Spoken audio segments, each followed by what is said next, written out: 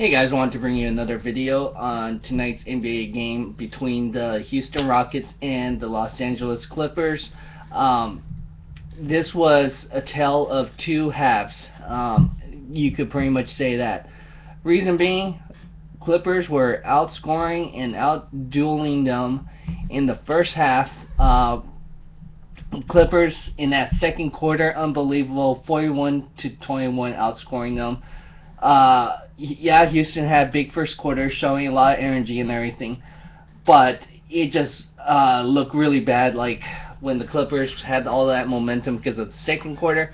But pretty much Houston turned it up for the second half, contained and slowed down Blake Griffin, and that's what it took. You gotta slow down Blake Griffin. He didn't have his triple-double tonight, but he got a double-double, very effective. Another thing that's very important, the plus-minus category on DeAndre Jordan was amazing stat. If DeAndre Jordan is out, it's like they're negative 15, I believe, and then when he's in, he's like plus 17. So that's amazing what he kind of does for the team, because he eats up so much space and protects the rim. So that's very impressive in that sense. Another thing, Jamal Crawford had some nice big shots. Even though he wasn't very effective on three-pointers, he had some key moments where he kept the Clippers back in this game. So that was very effective in that sense. Austin Rivers, costly turnover down the stretch. Blake Griffin, key to the team. First half, big, 26 points, all-time big first half for him career.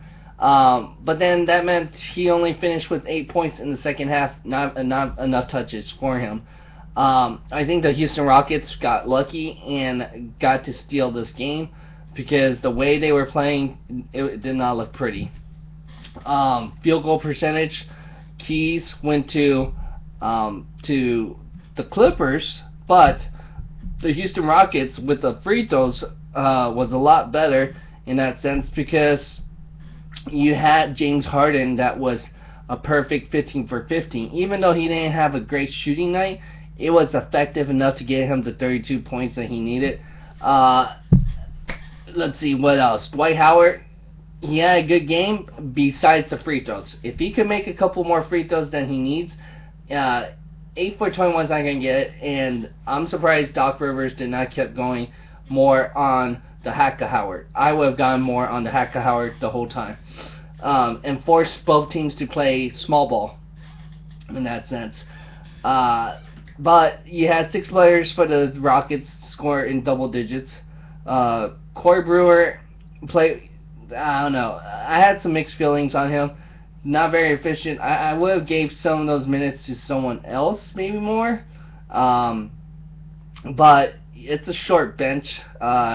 Josh Smith hasn't really played really well in the series yet, so he needs to step it up if he's going to be effective. If Josh Smith could help with defense, but someone needs to give an answer for Blake Griffin. I would try double team him. But what they were doing in the second half with Trevor Ariza, 3/4, giving him, fronting him in that sense, and then having that helped with the double team. You gotta get that double team early on and kind of get that trap going too. And then you gotta have, when you got that trap, you gotta rotate fast enough so take those passing lanes. So that's going to be very interesting, where they're going to go back to LA, and the Houston Rockets needs to steal one game there to get back home court. So the Clippers got a lot of momentum. I know Houston got this win that they needed, but I don't think they should feel well, because they almost lost this and could have been down 0-2. I think the Clippers should be feeling really good about themselves, because if I was Doc Rivers, I would be saying, hey, we got our job done. We stole one game, which was the first game, and most people in the media and fans did not give us a shot because we played Game 7, and the Houston Rockets was resting during that period. And so with that to be said, yeah, we lost Game 2, but you know what? We didn't lose too bad, and we didn't have Chris Paul out there.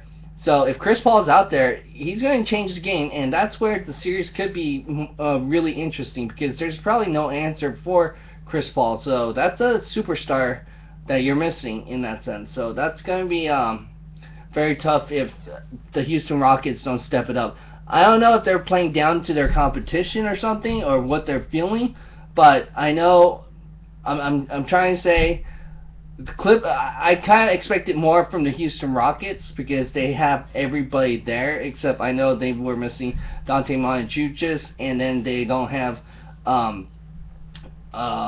Patrick Beverley. So yeah, they're missing two of their starters, but you got most of your starters that you need, and some of your bench players.